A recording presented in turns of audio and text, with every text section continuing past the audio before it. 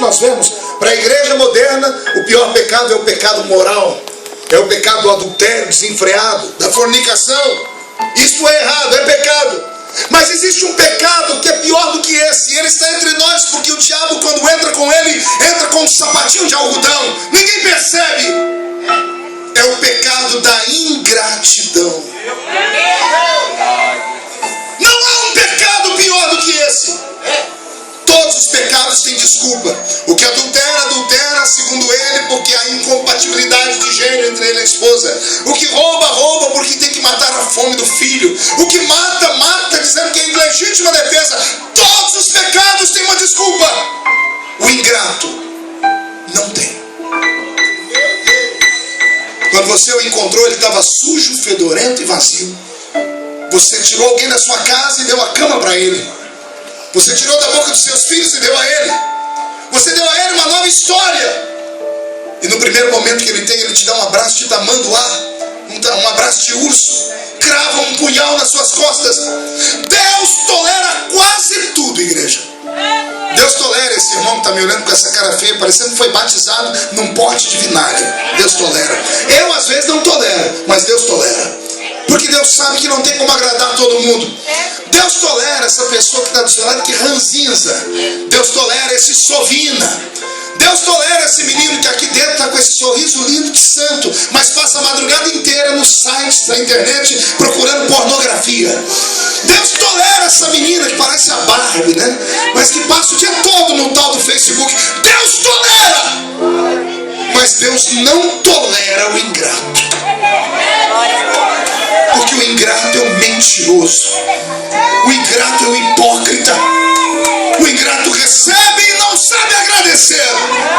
Deus suportou Israel por 300 anos dentro de Canaã. Até o dia que ele não aguentou mais. E ele começou a mandar recado. Eu vou punir vocês. E ninguém acreditava.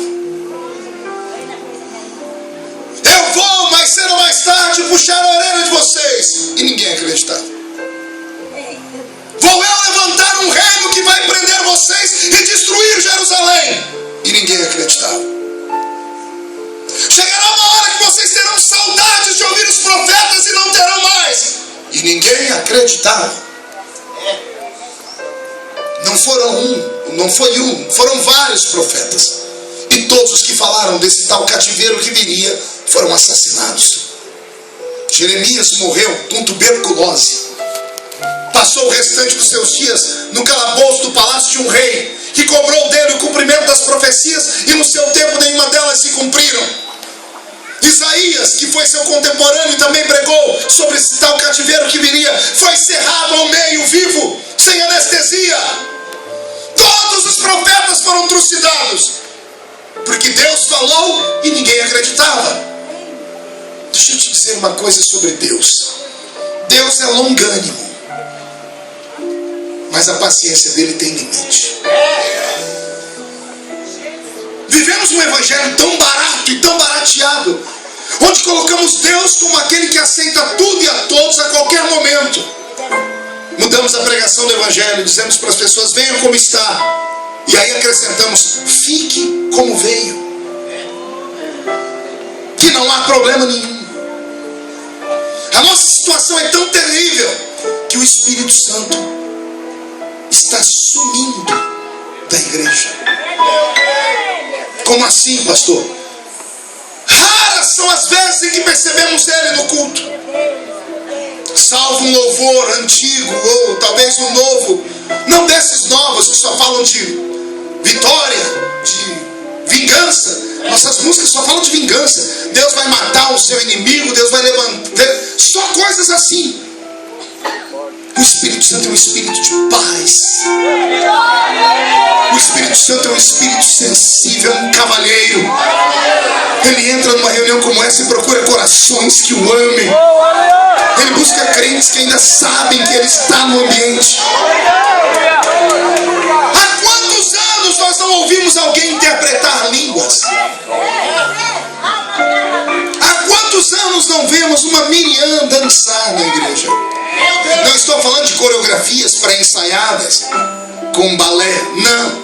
Estou falando das coisas que nós, assembleianos, vimos acontecer. Na minha geração, nós tivemos experiências profundas com Deus. Experiências que quando vamos contar aos nossos filhos hoje, eles dizem que é mentira ou que é coisa de gente maluca. Mas não é. Eu quero crer que eu não sou como Elias para dizer que só eu restei. Mas aqui dentro deve ter gente ainda que quando me ouve pregar, mesmo que não proteste com a voz, por dentro diz: devolve, Senhor, os nossos dias como antes. Quem acredita que Deus não mudou aqui? Deus começou a avisar e avisou por quanto tempo Ele pôde. Até que um belo dia Israel estava na sua terra, adorando os seus pseudos-deuses. O altar da igreja do Velho Testamento estava prostituído. Começamos com o sacerdote Eli e vamos até o dia em que o cativeiro babilônio se iniciou. São quase 200 anos de pecados dentro do santuário. São quase 200 anos onde os homens entram no santuário e roubam o povo.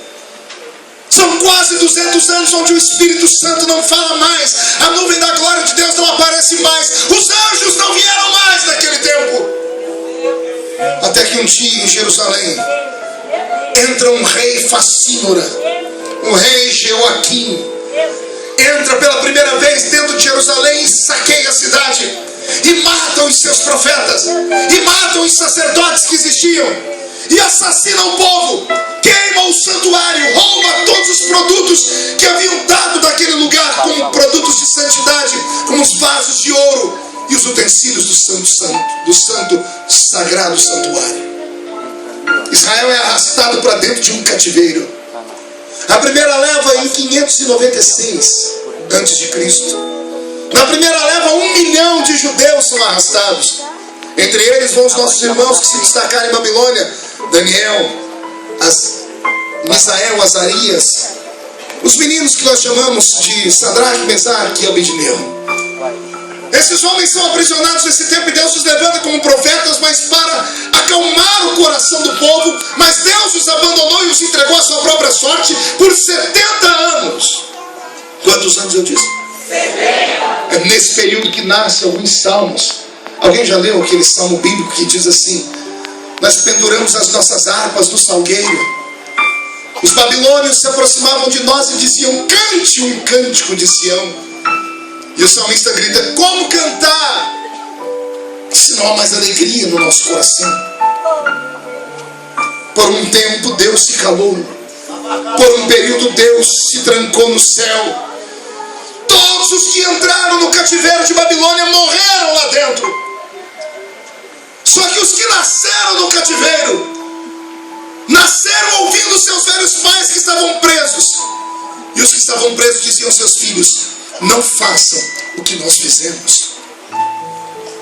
Não troquem Deus. Não adorem estátuas. Não firam a santidade de Deus. Deus não muda. A geração que fracassou começou a estimular a nova geração. Até que um belo dia, no meio dessa nova geração, levanta um deles, que começou a estudar, começou a aprender a língua antiga, e no meio dos achados, onde eles guardavam os seus deuses antigos, diz a história que encontraram um livro, um rolo sagrado. Ao abrir o rolo, estava escrito nele: rolo do profeta Isaías. Detalhe, tem 200 anos que Isaías está morto. Quantos anos? 200. Eles encontram um livro que tem 200 anos em que ele foi escrito. Esta pessoa que está no cativeiro, que ouviu seu pai falar sobre arrependimento, volta a estudar o livro e começa a pregar entre os cativos, dizendo: Deus abriria a porta do cativeiro para nos curar. Se ficarmos curados da idolatria, a profecia é que Deus levantará alguém para nos tirar do cativeiro. Eu imagino como foi difícil para esse pregador pregar dentro do cativeiro. Eu imagino um cativeiro onde todos perderam a sua fé, onde todos perderam seus pais, onde todos os que ali estão escravizados, e eles ouvem alguém tentar despertar a esperança, dizendo: se voltarmos a crer, Deus abrirá a porta e nos tirará daqui, como nos tirou do Egito no passado. esta única brasinha viva começa a incendiar as outras. Deus não precisa de 1 milhão de homens para provocar um avivamento. Deus não precisa de um grande ministério para provocar um avivamento. Deus não precisa de uma grande suntuosa catedral de 10, 100 metros de altura com pedras vindo de Israel para despertar um avivamento. Deus pode despertar um avivamento dentro de uma tenda.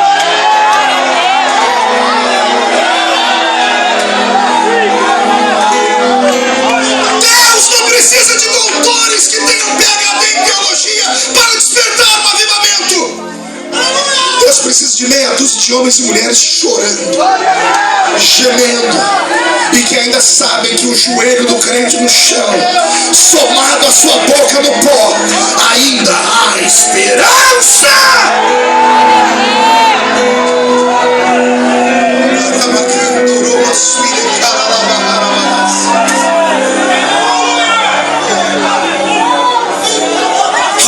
A história, ao estudarem o livro de Isaías, eles perceberam que estava chegando o dia do milagre, e todo Israel cativo começou a orar. Todo Israel cativo começou a consagrar, até que explodiram os 70 anos do cativeiro babilônico.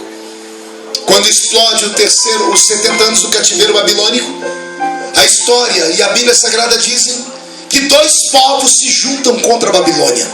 Babilônia era o império mais poderoso do mundo, mas os medos e os persas juntaram seu aparato bélico e partiram contra a Babilônia. De súbito, numa noite, tomaram o maior reino da terra, destruíram aquele reino como se fosse palha.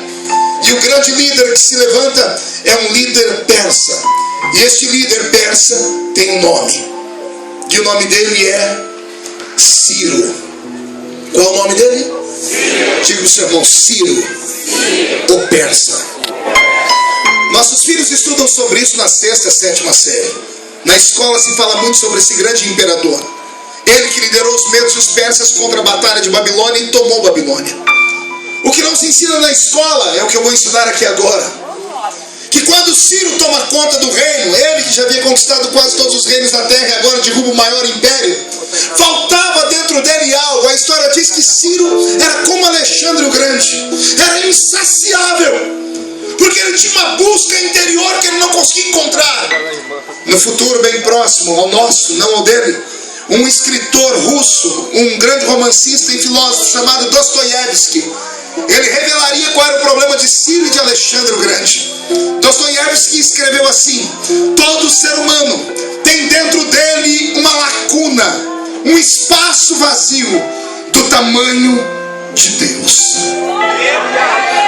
Alguém entendeu isso aqui? Eu vou falar de novo.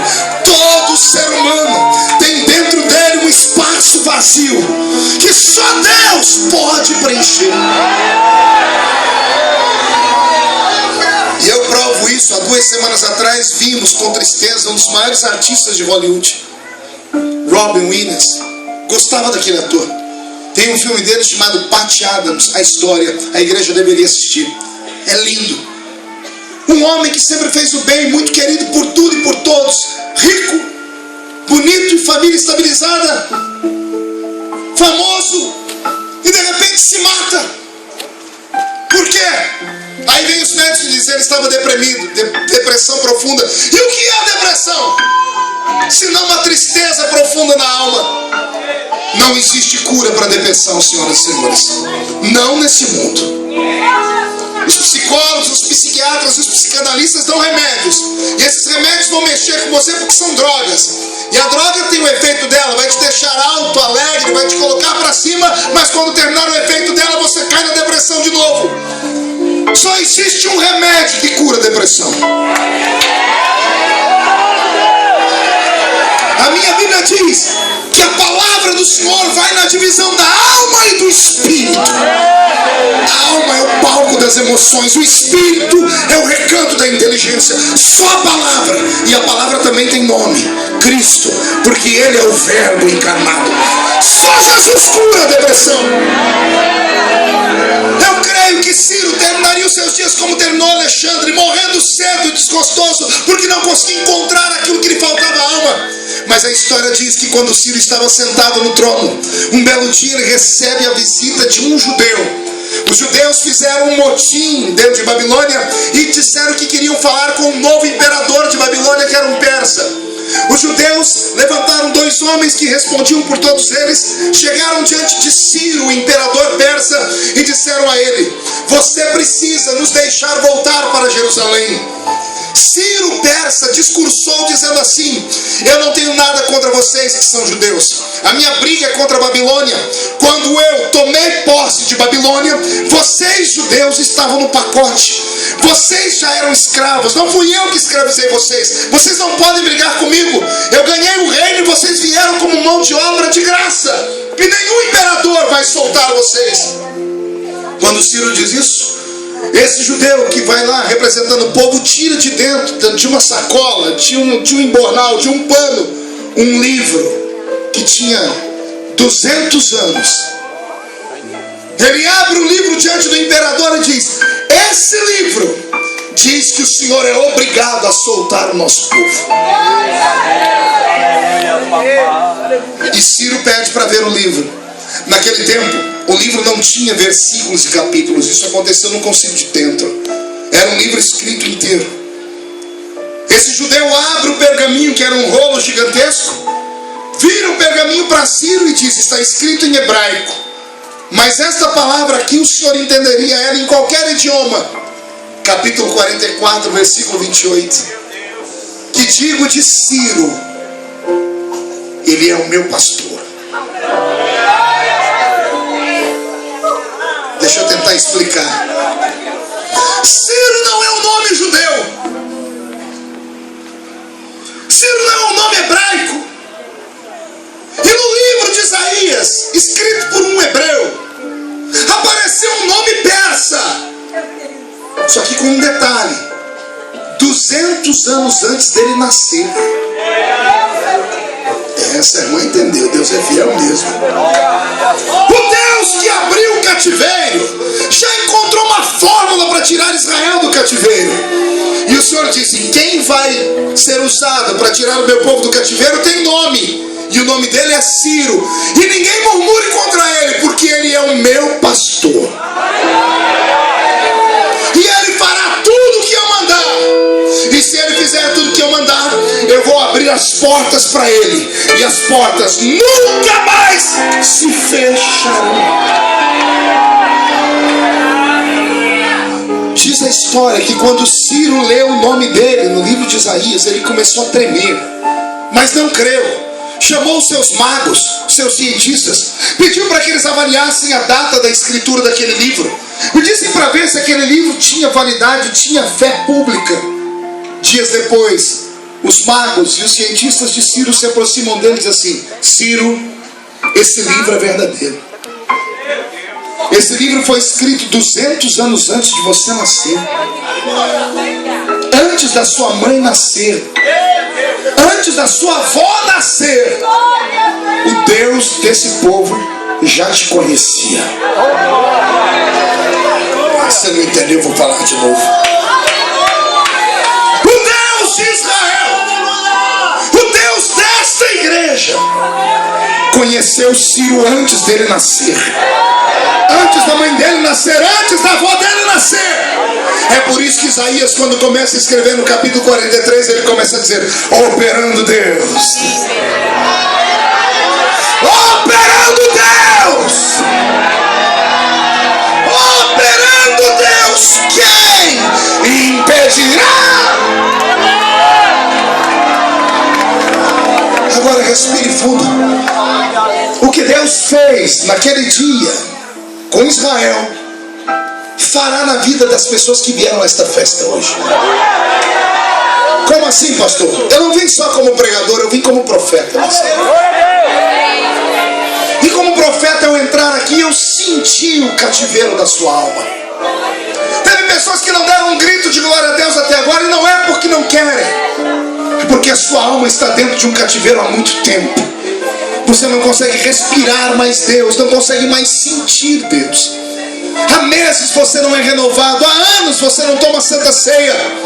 Você tem entrado e saído de dentro da igreja como se entra e sai de dentro de um shopping. Você está viciado de estar na igreja, sente falta, mas quando está aqui tem vontade de estar lá fora. Quando está lá fora tem vontade de estar aqui dentro. Você já não se entende mais. Já saiu desta igreja, foi para outra, deu voltas e voltou para cá de novo. E você pergunta: o que é que está acontecendo? Toda vez que o teto desaba sobre a cabeça de um crente e abre o chão debaixo dos seus pés, é sinal de que Deus quer falar com ele. Deus está chamando a sua atenção. Deus não está puxando a sua orelha porque Ele te odeia, nada disso. A minha Bíblia diz que Deus só bate a açoita quem Ele ama. Eu vou falar de novo. A minha Bíblia diz que Deus só é severo com quem Ele tem promessa. Deus só puxa a orelha com quem Ele tem um propósito. Eu estava entrando aqui, o Senhor falava comigo: esta noite você não vai pregar para uma igreja, você vai pregar para uma reunião de líderes. Você pode não acreditar em nada do que eu estou falando, isso é um direito seu, mas nem assim eu vou deixar de dizer. Existem homens e mulheres que estão aqui dentro agora por um tempo de estágio. O que Deus tem na sua vida é tão grande, mas tão grande, que se você conseguisse sentir o que eu estou sentindo agora, você não ficaria mais me olhando com esse olho parecendo um olho de sapo que morreu no dia de enchente. Se você entendesse onde Deus vai te levar, você não estaria com essa boca travada, essa boca de aço, essa língua de ferro e esse queixo de concreto. O Senhor me trouxe aqui para dizer que o cativeiro